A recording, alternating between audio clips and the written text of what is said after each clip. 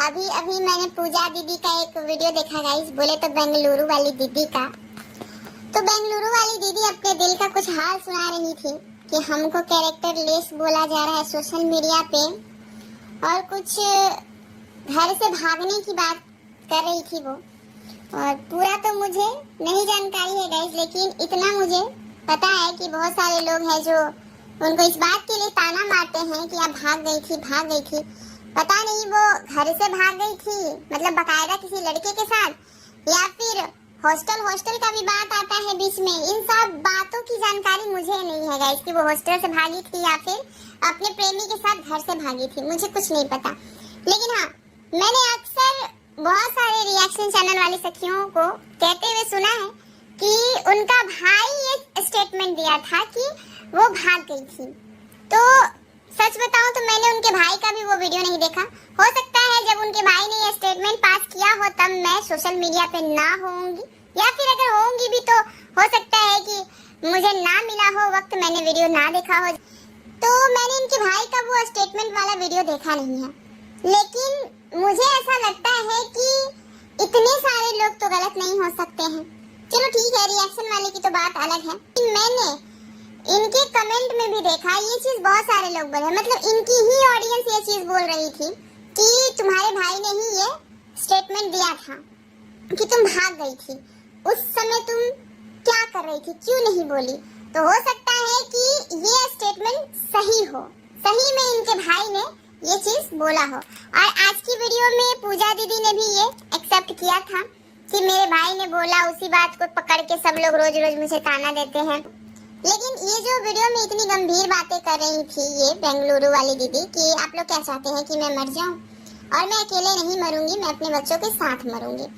तो आप लोग यही चाहते हैं कि मेरा घर संसार टूट जाए, बिखर जाए, क्योंकि मैं भी एक अच्छी लाइफ जी रही हूँ, मेरी शादी हो चुकी है, 2 बच्चे हैं, तो मेरे रिश्तों पे असर पड़ सकता है।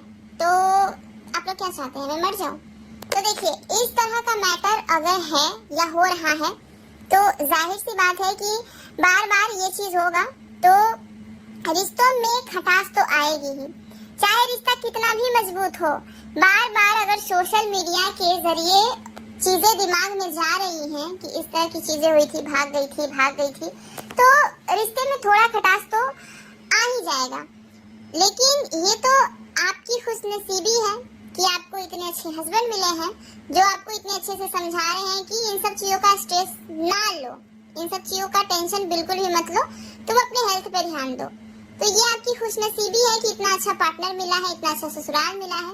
लेकिन ये जो आप कह रही हैं कि मैं ये कर लूंगी, वो कर लूंगी, मुझे ऐसे टॉर्चर किया जा रहा है, तो अगर किसी चीज की शुरुआत आपके घर से हुई है तो आपको इस चीज की पहल भी अपने घर से ही करनी चाहिए। मुझे ऐसा लगता है कि अगर आपके भाई ने इस तरह का रूमर उड़ाया है आपके बारे में, आपके भाई ने ही इतनी गंदी चीज फैलाई है, तो सबसे पहले मुझे तो ये समझ में नहीं आता है गाइस कि इन लोगों की फैमिली कैसी है। मतलब अजीब अतरंगी फैमिली नहीं लगती आपको कि भाई अपनी बहन को कुछ भी बोल के निकल जाएगा, बहन भाई को कुछ भी बोल के निकल जाएगा। मतलब इस तरह की चीजें कोई ऐसे बोलता है, और चलो बोल भी देता है तो सामने से बोलेगा ना, सोशल मीडिया पे थोड़ी बोलेगा ऐसी बातें। अब ऐसी बातें आप लोग सोशल मीडिया पे रख देते हैं और उसके बाद अगर कोई आपको ताना दे देता है तो आप लोगों को बुरा लग जाता है। आप लोगों को क्या पता नहीं है कि लड़कियों की इज्जत से जुड़ी हुई बातें ना लोग 7 पुस्तों तक नहीं छोड़ते, उसको ना 7 पुस्तों तक खींच के रखते हैं। एक पुस्त का जिम्मा खत्म, फिर उसको ना जो दूसरा सेकंड वाला जनरेशन हो उसको भी बताया जाता है कि फलाना के यहाँ ऐसा हुआ था, इस बात को तुम याद रखना। अब तुम जब तक जियोगे इस बात का ताना देना रहेगा, फिर वही चीज वो अपने आने वाले जनरेशन को देता है। तो इस तरह से ना लड़कियों की इज्जत का छीछा लेकर 7 पुस्तों तक चलता है। तो आप लोगों को अपने फैमिली में ना प्यार, मोहब्बत, एकता की जरूरत है, और ये दिखाने वाली एकता की जरूरत नहीं है। क्योंकि मैं बहुत बार ये चीज ऑब्जर्व की हूँ कि जब भी किसी से लड़ाई झगड़ा होता है, जब भी किसी से कंट्रोवर्सी होती है, तो सारे फैमिली ने एकजुट हो जाते हैं, सब एक दूसरे से प्यार मोहब्बत करने लग जाते हैं, और फिर थोड़े दिन के बाद देखिएगा तो सब आपस में ही लड़ने भिड़ने लग जाते हैं। तो ये फैमिली कैसी हुई? ये फैमिली तो नहीं हुई। ये तो वही हो गया कि फर्जी प्यार मोहब्बत है आप लोगों के बीच जो आप लोग दिखाते हैं। किसी से लड़ाई झगड़ा में जीतने के लिए सब एक हो जाते हैं कि चलो मैं भी अपने चैनल के माध्यम से बोलूंगा, मैं भी बोलूंगा, फिर बाद में सब आपस में ही लड़ने लग जाते हैं। तो ये है एक आप लोगों के परिवार का वीक पॉइंट, इस पे आपको ध्यान देना चाहिए। और दूसरी चीज मैं ये कहूंगी कि अगर आपको ज्यादा टॉर्चर लग रहा है, चीजें ज्यादा बिगड़ रही हैं, मतलब इतनी बड़ी बात आपने कह दी कि आप क्या चाहते हैं कि मैं अपने बच्चों के साथ अपने आप को खत्म कर लूं, तो जब ऐसी नौबत आ जाती है ना, तो ऐसी नौबत से अच्छी है, मतलब ये चीज करने से अच्छा है कि आप सोशल मीडिया ही छोड़ दें। क्योंकि सोशल मीडिया छोड़ देंगे तो ये सारी चीजें भी बंद हो जाएंगी, नहीं होंगी। लेकिन सोशल मीडिया तो आप छोड़ नहीं पाएंगे, क्योंकि सोशल मीडिया आप लोगों का मतलब क्या हम बताएं, दिल जिगर गुर्दा सब है, क्योंकि सोशल मीडिया ही तो है आपके जीवन का आधार। सोशल मीडिया तो आप छोड़ नहीं पाएंगे। लेकिन जब आप लोगों को YouTube पे रहना भी है तो थोड़ा सा तो छीछा लेदर का सामना करना ही पड़ेगा, क्योंकि कोई भी अगर बोल रहा है तो वो अपने मन से तो बोल नहीं रहा है, आपके घरों से निकली हुई बात को ही बोल रहा है। अब आप कोशिश कीजिए कि आपके घर से इस तरह की उलझुल बातें ना निकले, फर्जी प्यार में आप लोग ना रहे, रियल प्यार में आप लोग रहे, रियल प्यार आप लोगों में एक दूसरे के लिए दिखे, तो वो चीज आप लोग कर सकते हैं। और एक चीज और आप कर सकते हैं जो कि मुझे लगता है, पता नहीं करेंगे नहीं करेंगे आपकी मर्जी, लेकिन मुझे ऐसा लगता है कि जिस किसी भाई ने आपको बोला है, पता नहीं बड़ा वाला बोला है छोटा बोला मुझे नहीं पता, तो जिस भाई ने आपको इतनी गंदी बात बोली है, तो मुझे ऐसा लगता है कि एक बार आपको ऑनलाइन अपने भाई को बैठा के ये चीज बुलवाना चाहिए, एक्सेप्ट करवाना चाहिए कि उनकी गलती है, वो सबसे माफी मांगे, सबके सामने आपसे माफी मांग ले और जनता से रिक्वेस्ट करे कि मेरे जुबान से जो बात निकली है वो चीज आज के बाद ना दोहराई जाए, वो मेरी गलती थी, मेरी बहन के बारे में इस तरह की चीजें ना बोली जाए, वो मेरी गलती थी, मैं एक्सेप्ट कर रहा हूँ, मैं अपनी दीदी से माफी मांग रहा हूँ। ऐसा करके आप अपने भाई के साथ वीडियो बना सकती हैं, जिससे कि थोड़ा सा कम से कम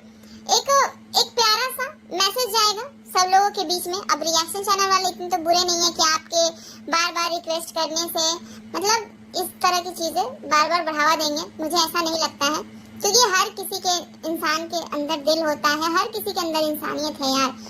एक दो ऐसे लोग होते हैं जिनके अंदर नई इंसानियत होती है, वो भी देर सवेर समझ ही जाते हैं, ऐसा कोई नहीं है जो कि अभी के डेट में इतना जागरूक नहीं है कि हमें क्या करना है और क्या नहीं करना है। दूसरों की इज्जत का छीछा लेकर करके किसका ही फायदा हुआ है ना। तो जब कोई चीज आप लोग खराब दिखाते हो ना, तो उसका जो गलत असर पड़ता है ना, उसको झेलना सीखो आप लोग, क्योंकि चीजें आपके घर से ही बिगड़ती हैं। आपके घर से जितनी सारी गंदगी निकली है आपके घर से ही निकली है, चाहे वो भाई भाई के बीच लड़ाई का हो, भाई बहन के बीच लड़ाई का हो, माँ को गलत सलत बोलना, ये सारी चीजें आपके घर से निकली हैं। तो आप लोग इस चीज से नहीं बच सकते हो। मुझे तो ये समझ में नहीं आता कि आप लोग ये सब करते क्यों हो। मे भी आप लोग ये सब कुछ व्यूज के लिए करते होंगे, तो जब व्यूज के लिए करते हैं, अपनी चीजें दिखा के, अपने लड़ाई झगड़े दिखा के आप पैसा कमाते हैं, तो फिर रहने दीजिए, छोड़ दीजिए। फिर बेकार में क्यों लोगों को धमकी देना कि मैं मर जाऊंगी, ये कर दूंगी, वो कर दूंगी। फिर जैसे चल रहा है वैसे चलने दीजिए, क्योंकि आपको छीछा लेदर की आदत लगी हुई है, रिएक्शन चैनल वालों को भी आपके ऊपर रिएक्शन देने की आदत लगी हुई है, चलने दीजिए, जैसा चल रहा है, क्या ही बुरा मानना है ना।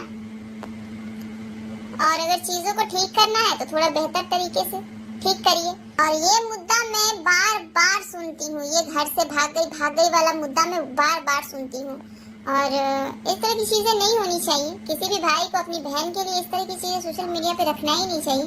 अब जो एक बार सोशल मीडिया पे आ गया है तो वो चीज हट नहीं सकता ना, वो स्टेटमेंट तो हट नहीं सकता, वो तो लोगों के दिमाग में छप गया है। अगर आपको शिकायत करनी है तो अपने भाई से कीजिए, अपने घर वालों से कीजिए। आप लोग लड़ाई अगर आपस में करते भी हैं तो इतना क्या मर्यादा को लांघ के करते हैं कि एक दूसरे के बारे में इस तरह की पर्सनल चीजें सोशल मीडिया पे रख देते हैं। सोशल मीडिया पे लाखों करोड़ों लोग देखते हैं। आज आपके व्यूज हो सकता है 200 आए, कल 400 आ सकते हैं, 500 आ सकते हैं, 5000 भी आ सकते हैं, 5 लाख भी आ सकते हैं। कब कौन सी वीडियो कितने लोगों तक पहुंच जाए ये कोई नहीं जानता। तो थोड़ा सा ध्यान रख के वीडियोस को बनाया कीजिए, इतना मत फैला दीजिए गंदगी कि लोग आपकी ही गंदगी को बार बार आपको दर्शाएं, दिखाएं और आप उब जाएं इन सब चीजों से। जैसा कि आप दिख रही थी वीडियो में कि मैं ये कर लूंगी, वो कर लूंगी, इस तरह की ये सब धमकियां मत दिया कीजिए सोशल मीडिया पे, अच्छा नहीं लगता है, बिल्कुल भी नहीं। प्रयास कीजिए कि आपके रिश्ते मजबूत हो, चाहे वो पति पत्नी का हो, चाहे वो भाई बहन का हो, माँ बाप से हो, सभी रिश्ते मजबूत कीजिए। और मैं क्या ही कहूँ, मैं इतनी बड़ी ज्ञानी तो हूँ नहीं कि मैं ज्ञान दूँ, फिर भी मैं थोड़ा मोड़ा लेक्चर दे लेती हूँ। लोगों को अच्छा लगता है मेरी बातें सुनना। तो चलिए, ये छोटा सा वीडियो था, एक संदेश, एक मैसेज था। और एक चीज ये भी मेरी समझ में नहीं आता कि दूसरों की इज्जत का धजिया उड़ाते समय आप लोगों को बिल्कुल भी ख्याल नहीं आता, लेकिन जब अपनी इज्जत की बात आती है तो आप लोग को बहुत दुख गुजरता है। ऐसा क्यों? हर लड़की, हर बेटी का दुख, हर बेटी, हर लड़की का इज्जत एक समान ही होता है। तो इन सब चीजों का ध्यान रखिए। आपका कर्मा आपको वापस मिलता है, ये चीज दिमाग में रख के चलिए। तो किसी के साथ भी इतना मत ओवर कर दीजिए कि आपको वो चीज अपने ऊपर मिले, और जब मिलता है तो इंसान को बहुत ज्यादा तकलीफ होती है, जैसे अभी आपको तकलीफ हो रही है। और सोशल मीडिया पे इज्जत का छीछा लेदर, कैरेक्टर का छीछा लेदर, ये सारी चीजें छोटी नहीं है, बहुत बड़ी है। ये सब डिफेमिंग पता नहीं कैसे, कितना साहस है आप लोगों में, कर भी लेते हैं, झेल भी लेते हैं। ये सब चीजें छोटी नहीं है, लेकिन क्या ही कर सकते हैं। अभी डॉलर का, पैसों का इतना ज्यादा क्रेज चल पड़ा है ना, यूट्यूब पे कुछ भी करो, बस कमा लो, सारा कवर हो गया। जितना भी इज्जत का छीछा लेदर हुआ है, पैसे आ गए, सब कवर हो गया। ये सोच है, ये मानसिकता से अभी ब्लॉगर सब चल रहा है। तभी तो सारे छपरी ब्लॉगर अपना छीछा लेदर ही दिखाने में बिलीव रखते हैं।